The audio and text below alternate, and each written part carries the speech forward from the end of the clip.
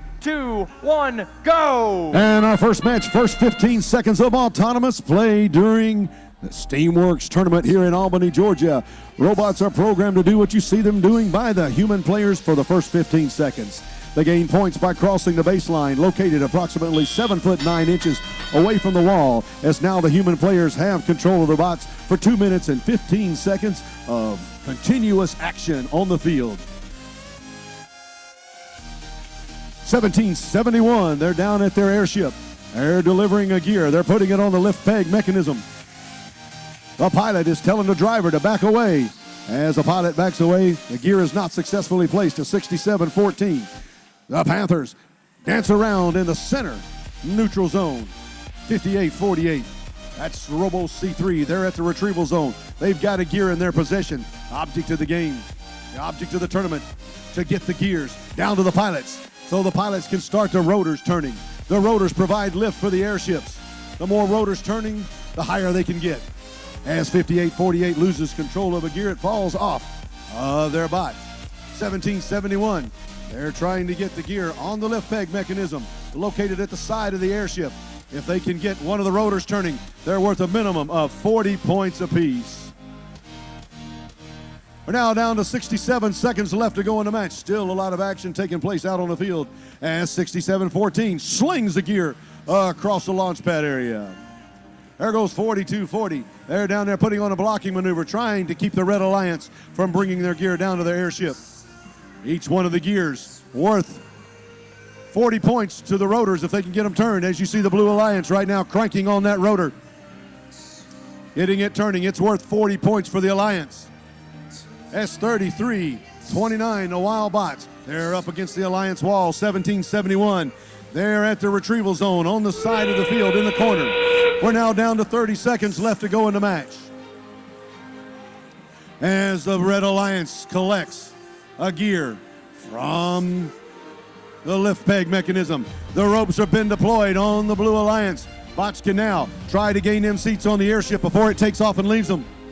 As 5074 Robo Mustangs, they're trying to get there. 4240, the Trotec Warriors, they're off the deck. They have to be in contact with the touchpad, which they're trying to reach at the end of the match, but they ran short of time there, and the airship took off without them. That's the end of qualifying match number 1 of what will be 64 qualifying matches throughout the weekend.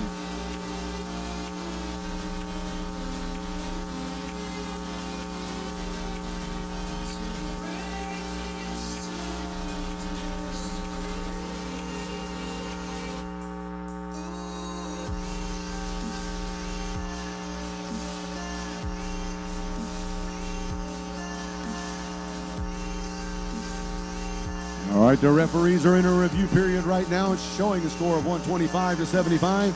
That may change after the review is over with, but we'll find out here in just a second.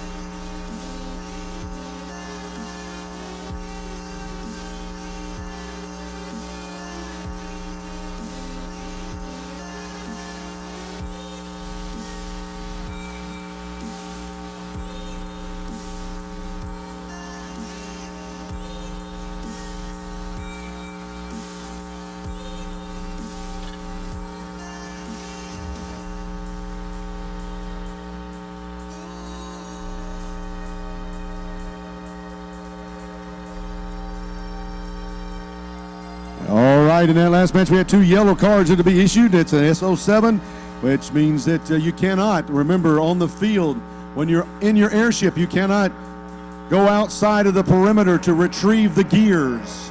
The only time the hands can go outside the perimeter of the airship is if the rope does not deploy properly at the last 30 seconds of the match. The 2 teams received a yellow card in that match. 58-48 and 33-29.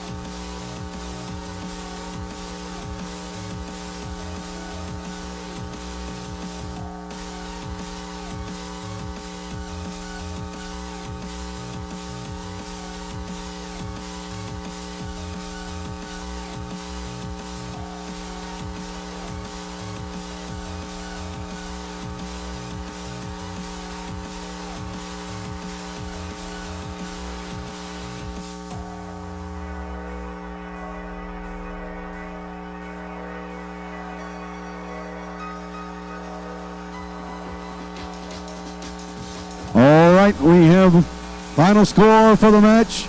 Number one, what will be 64 coming up. They're taking off in the clouds. They go. The Alliance, Blue Alliance crosses the finish line first with a score of 125 to 75. They gain 2 ranking points for the victory. Those ranking points can be valuable in the end of competition.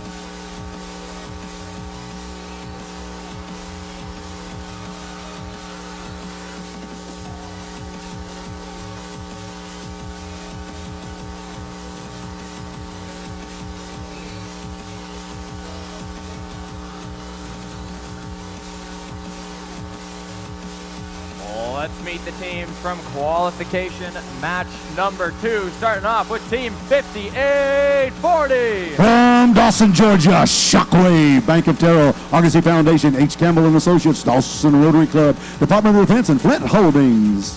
In the middle, their alliance partner, team number 3694. From Atlanta, Georgia, the Warbots, North Atlanta High School Foundation, Girding Collaborative, the Cruise Authority, Hop Arc LLC, Women in Technology. All right, rounding out this alliance's team number